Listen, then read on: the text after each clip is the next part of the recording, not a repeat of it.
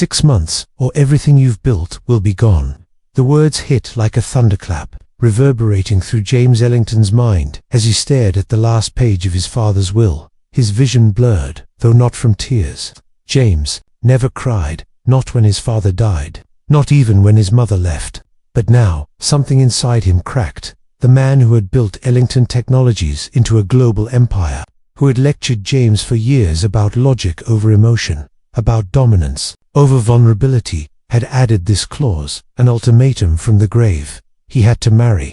Not just marry, but prove it was for love. Within 6 months, if not, his entire inheritance, shares, assets, even the Manhattan penthouse, would be liquidated and donated to a foundation that supported emotional healing through human connection. His father's final irony. James rose from his chair, the late afternoon light throwing golden shafts through the tall office windows. 50 stories below, the streets of New York buzzed with lives he had never touched. He had built walls of glass and steel, money and numbers. Love, that was for dreamers, for poets, for people who didn't build billion-dollar companies from scratch. Now, he needed it more than anything. Across the hallway, someone else was falling apart. Emma Lynn, James's executive assistant of nearly 5 years, sat at her desk with her phone clenched in trembling hands. Another voicemail from the hospital, another medical bill reminder, another update that her mother's condition was worsening. Helen Lynn, once a nurse, always a fighter, was slipping away from an autoimmune disease that doctors barely understood. A new treatment could save her life, but the cost was unfathomable. $280,000, not covered by insurance, not available at a discount, not negotiable. Emma had spent every night researching crowdfunding, loan options, even donating plasma. Nothing would make up the difference. Her salary was good, but not life-saving. Certainly not mother-saving. Tears pricked her eyes, but she wiped them away. She always did. This was not the time to break a full schedule for Mr. Ellington. Investor calls, board reports, flight bookings. She was the gatekeeper to one of the most powerful men in America, a man she had quietly loved since her first week on the job. He didn't know. He couldn't know. She wasn't the kind of woman men like him noticed, but she noticed everything about him. The slight slump in his shoulders when he was tired, the way his hands never trembled even when markets did, how he stared too long at photos of his late father but never displayed them. She saw the cracks behind his perfection. Today, though, those cracks widened, the moment that changed everything. Emma stood to refill his coffee, black, no sugar, exactly 190 degrees, when she heard raised voices through his office door. "It's absurd, David." That was James, sharp, controlled, but shaking at the edges. "Your father left no loopholes. You must marry within 6 months, and prove the love is genuine, or it's all gone." "How does one prove love?" James snapped. "Do I submit a spreadsheet of emotions?" David Mitchell, the family's long-trusted attorney, spoke gently. "Photos, testimony, shared accounts. It's about convincing the board and legal advisors that it's real. If there's even a whiff of deception, they'll destroy me," James muttered. Emma froze, heart pounding. Her hand hovered over the coffee pot. Her mind spun in 1,000 directions at once. Marriage, James, in 6 months. Then came the part that made her breath catch. "I've approached every eligible woman I know," James said, his voice raw. "They either laughed or brought prenups that would bleed me dry. I can't trust anyone with this." David paused. "Then think beyond your circle. Find someone who needs this, someone with something to lose too." Silence, and then James's voice, cold and deliberate. "You mean, hire someone?" Emma backed away from the door, coffee forgotten.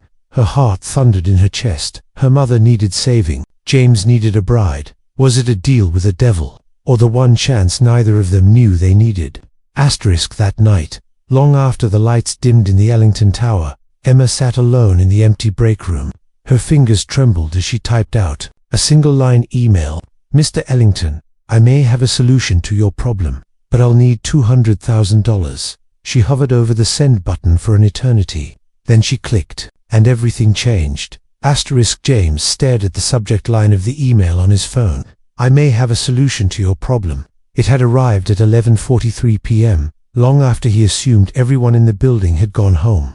The sender, Emma Lynn, his assistant, the one who never raised her voice, never asked for more than a stapler refill. and always had his schedule memorized down to the second.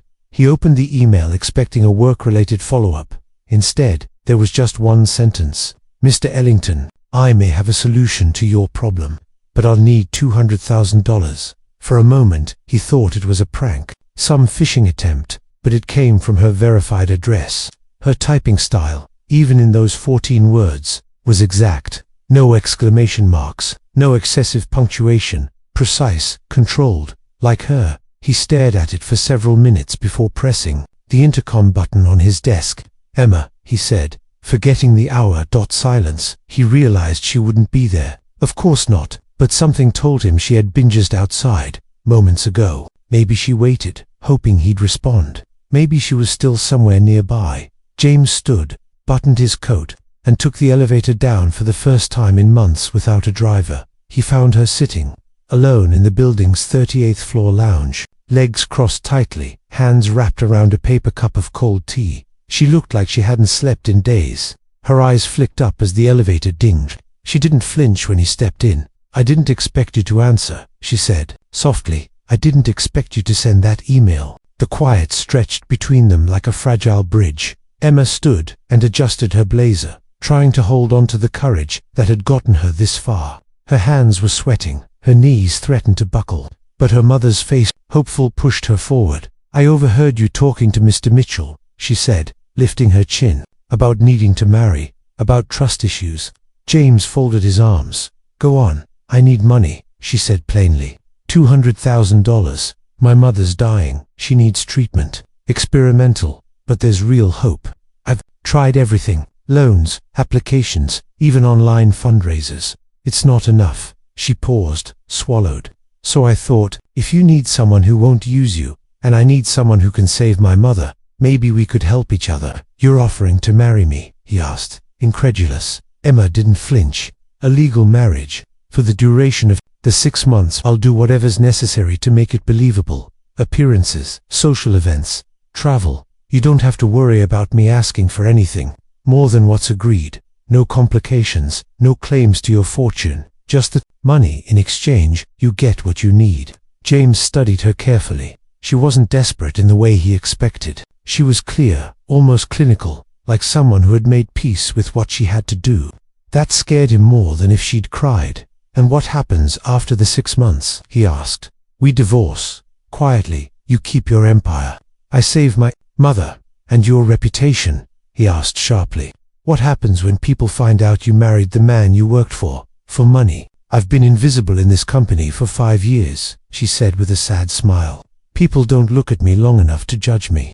That answer struck something in him. He remembered passing her in the halls, giving her instructions, without eye contact, receiving flawless work, without ever asking how she managed it. She had been beside him longer than most of his executive team, and yet, he had never truly seen her. "I'll draw up the contract," he said finally. "No emotion, no expectations, just terms." "I'd prefer it that way," she replied, though the twist in her stomach told another story. They shook hands. It felt like signing a deal with fate. James turned to leave, but then paused. "You could have asked for more," he said. Emma's eyes locked with his. "I only want what matters."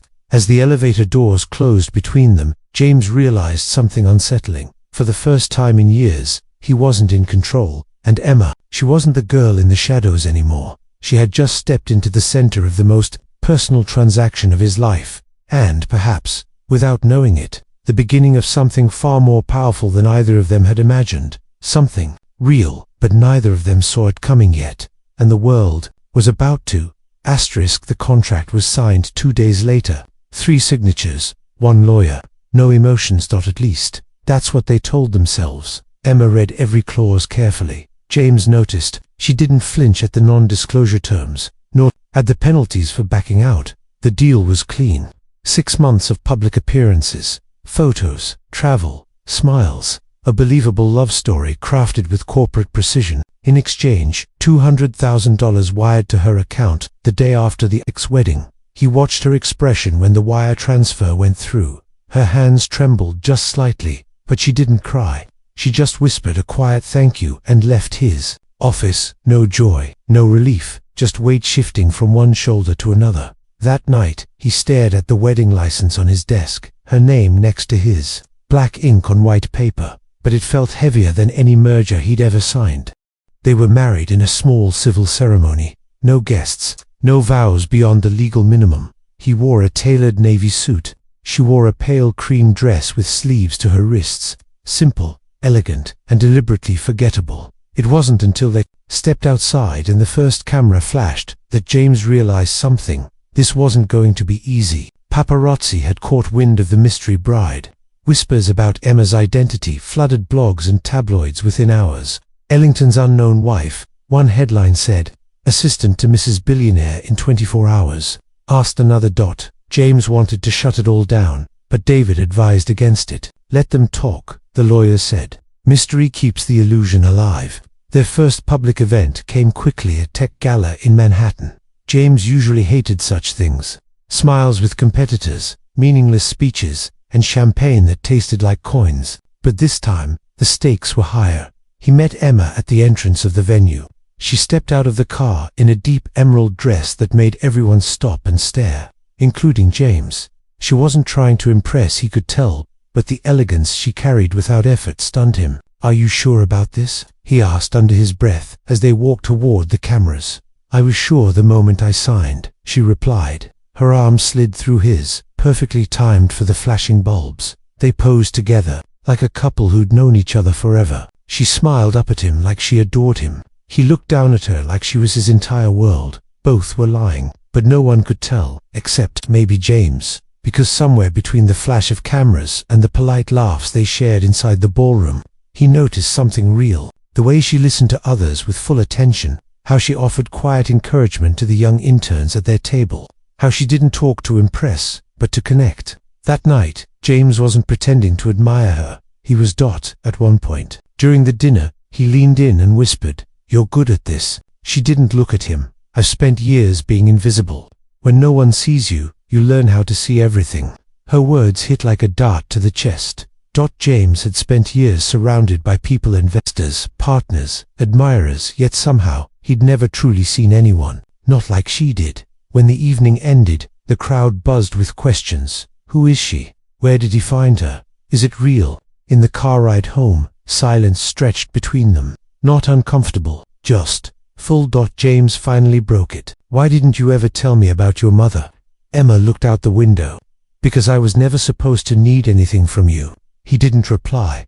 When they reached her apartment, still the modest one-bedroom she'd lived in 4 years, he offered to have her move into his penthouse. She shook her head. Not yet. If we move too fast, it'll look fake. But this is fake, he said. She turned to him, calm and quiet. Not to me. The money saved my mother. That's real. The words clung to the air between them. That night, as he rode the elevator back to his empty home, James realized something strange had happened. For the first time since his father's death, he wasn't thinking about deadlines, market shares, or boardroom betrayals. He was thinking about her, and that terrified him more than anything. Helen Lynn always knew when her daughter was hiding something. Even before the illness made everything heavier, her limbs, her breath, her voice. Helen could still read Emma's silences better than most people read words. And lately, Emma had been quieter than ever, not nervous, just distant. So when Emma arrived at the hospital with new shoes, a warmer coat for Helen,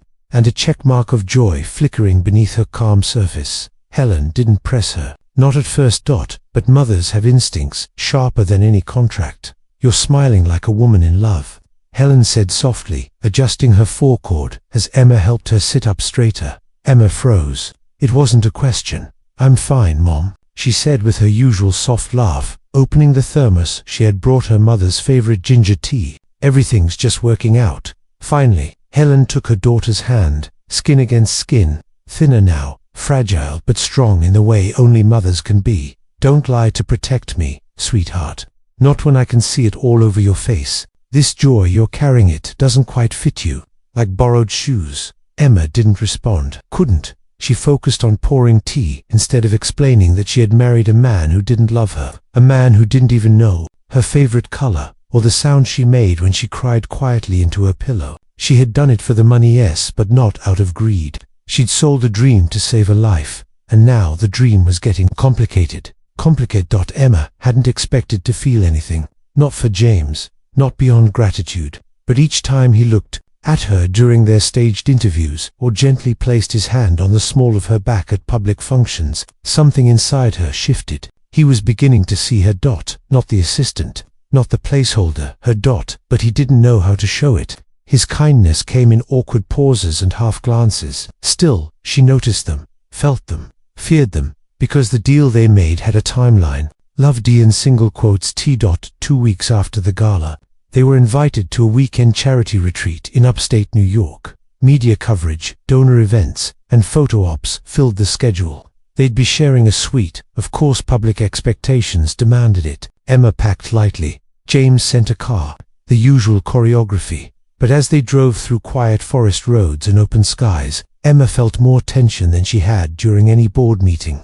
James sat beside her, scrolling through his phone, then finally set it down. "You've barely spoken since the gala," he said. "Is everything all right with your mother?" "She's stable, for now." A pause. "The kind that begged to be filled. And you?" he asked, more softly than she expected. "I'm managing." Another silence. Longer this time. He cleared his throat.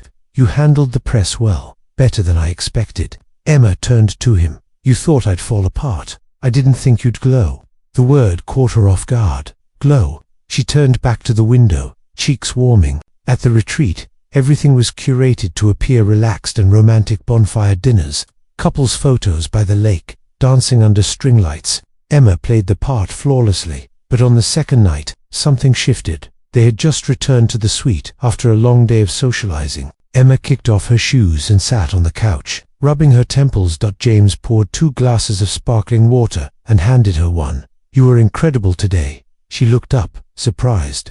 "I just smiled and stood beside you."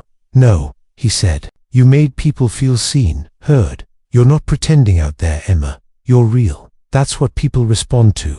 She studied him for a moment. "And you, are you pretending?" He sat beside her, thoughtful. "I don't know how not to," he admitted. "I've lived so long behind glass, I don't remember what real feels like anymore." Emma leaned back, the quiet hum of the fireplace filling the space between them. "I used to pretend I didn't care when you forgot my name in the first year I worked for you." James turned toward her, startled. "I what?" She smiled sadly. "It's fine. I was invisible to you. You were busy building empires." He swallowed hard. "I'm not proud of that." "You don't have to be. It's just the truth." They sat in silence for a while longer. Then James said something she never expected. "I saw you cry once." She turned sharply. "What, 3 years ago? You were in the stairwell after a call. I was heading to a meeting.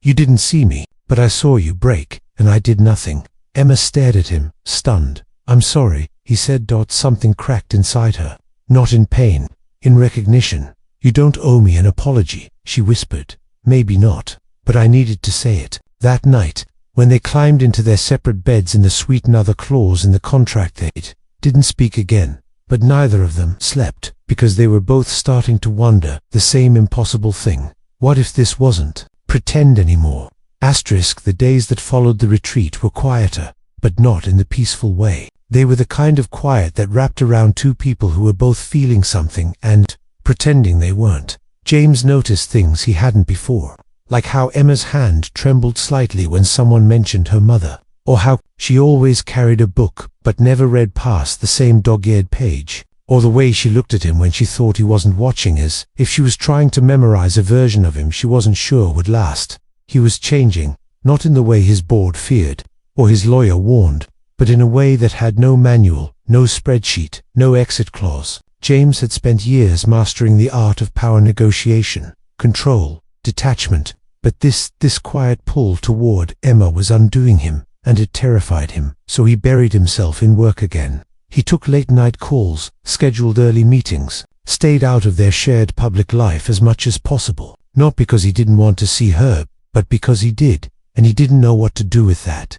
Emma noticed. Of course, she didn't push. She'd learned a long time ago that chasing something only made it run faster. But one afternoon, as she left the hospital after another visit with her mother, her phone buzzed. A message from Helen. "Invite him to dinner." Emma blinked. Her fingers hesitated over the screen before replying. "Why?" The answer came almost instantly. Because I want to meet the man my daughter gave up everything for. Emma froze. She hadn't told her mother the full truth, not about the contract, or the money, or the 6-month deadline. She thought she had protected her, but Helen had always known how to read between the words.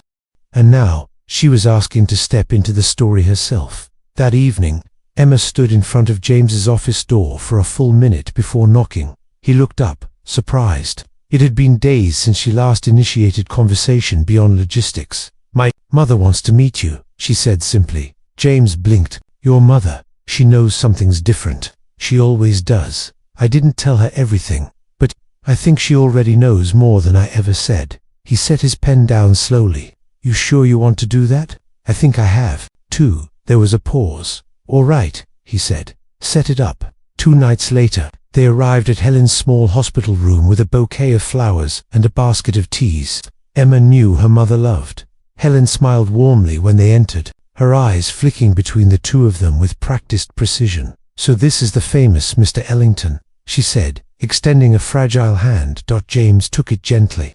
"It's good to finally meet you, Mrs. Lynn. Call me Helen. Only people selling insurance call me Mrs. Lynn." Emma laughed softly. James smiled. For the next hour, they talked. Not about money or business, but about books, travel, and Helen's years as a nurse. She told stories about young Emma, and James listened more than he spoke, a rare thing. But then, Helen's tone shifted. "I know this marriage wasn't built the usual way," she said calmly, looking between them. "And I won't ask for the full truth. But I want you both to hear something." They grew quiet. Love isn't always loud, or poetic, or perfect. Sometimes, it starts with a decision, a sacrifice, a moment when you choose someone's pain over your comfort. That's real. Even if the beginning wasn't. Emma blinked fast. James looked down at his hands. "You two have a chance to build something. Don't waste it because you're afraid it didn't start like a fairy tale." Silence followed her words, heavy and healing. That night, on the drive home, neither of them spoke for a long time, but just before they reached her apartment, James said, without looking at her, "Your mother is extraordinary." "She is," Emma whispered. "I'm sorry I didn't meet her sooner." Emma turned to him. "She's glad you're here now." They didn't say anything else, but when they got out of the car, James walked her to the door for the first time, and when she turned to say goodbye, he didn't step back. He stood there, close, uncertain, and for once unguarded. Emma's heart thudded so loudly she was sure he could hear it, but he didn't kiss her. He just looked at her like he wanted to, like he was asking permission to feel something real. And in that look, something shifted again, because they both knew this wasn't about money anymore. And when the line between business and love begins to blur, someone always has to choose which side of the story they belong to. James stood alone in the boardroom, staring out at the city skyline. The floor-to-ceiling windows framed a sunset that looked like fire draped across glass towers. But all he felt was pressure. In exactly 1 hour, the final evaluation would begin. The board his father had appointed, the same people now holding his empire in their hands, were gathering to determine whether his marriage was real, whether love could be proven, whether his life's work would be saved or stripped away. They'd request testimonies, photos, evidence, conversations with close acquaintances. They'd measure emotion like data, love like numbers. And all of it would come down to one question: was it real? Behind him, the doors opened.